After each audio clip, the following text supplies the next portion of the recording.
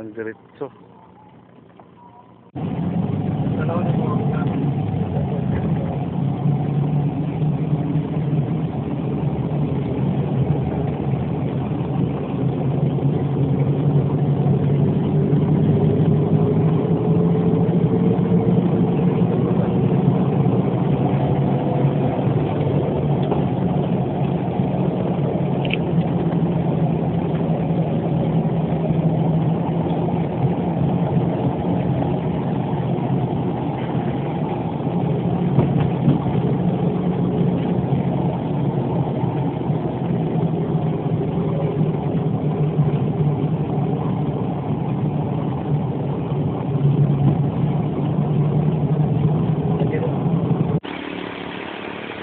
Good morning mga road trippers. Nandito tayo ngayon sa isang independent emission test center upang ating subukan ang emission capacity ng ating sasakyan gamit ang ating Oxygen 20.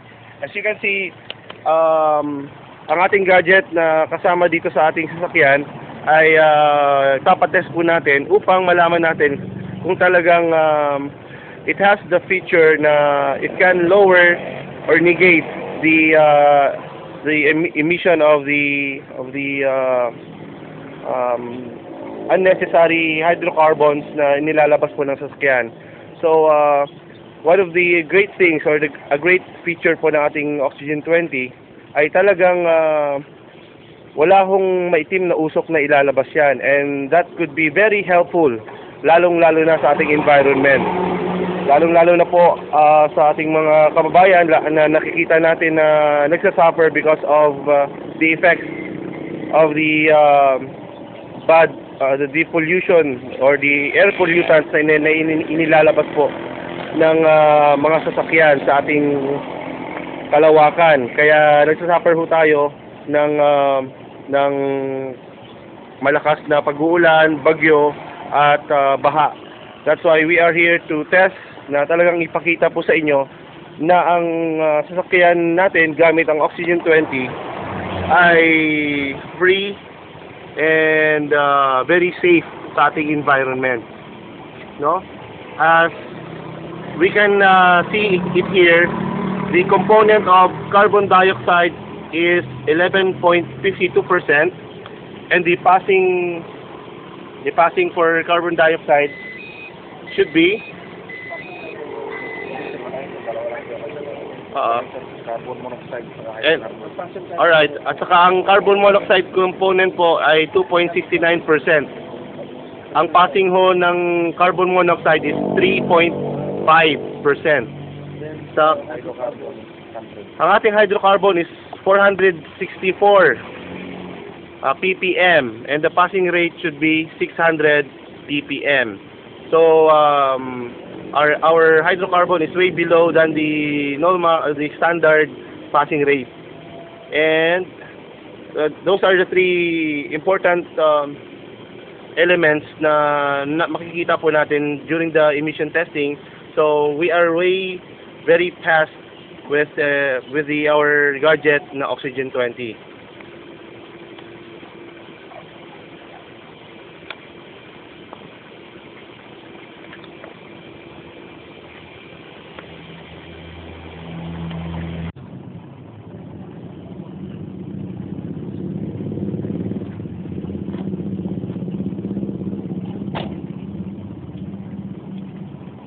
Alright, magandang umaga mga road trippers. Nandito na po tayo ngayon sa bayan ng Cabacan North, Cotabato.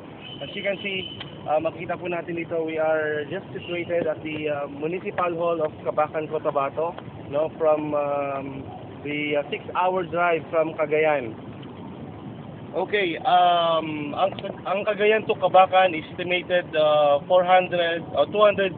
kilometers po ang layo po ng Cagayan to Cabacan.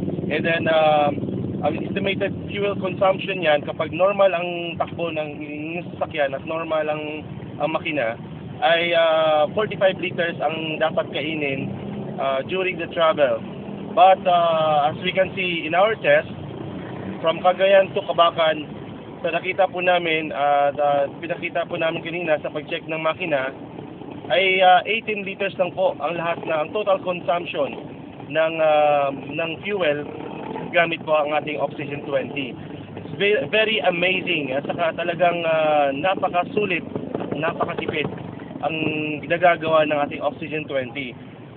If we will try to compute ang 45 liters, kung i-compute po natin sa actual cost per liter na 42 pesos, aabutin po ang Cagayan to Cabacan ng 1,890 ang pwedeng gagastusin sa pamamagitan lang po ng fuel consumption. Pero pag i-compute po natin ang 18 liters na consume from Cagayan to Cabacan gamit po ang ating Oxygen 20, ang ginastos lang po natin ay 756 pesos. Talagang napakasulit at laki po naman na itutulong lalong-lalo na sa tipid ng gasolina. So ang total consumption na natipid po natin in peso is 1,134 pesos, equivalent to 27 liters po ng gasolina ang kayang tipirin from the distance of 243 kilometers. And during our trip from Cagayan to Cabacan, very smooth po ang takbo ng sasakyan. At talagang I can feel that this 16-year-old car is just comparable with the brand new 1.3 engine ng Mitsubishi. So talagang we can say that with the equipment or with the gadget that we are using with this car, no, kahit na napakatanda na ng makina, ay feeling mo nakasakay ka sa isang bagong biling Mitsubishi.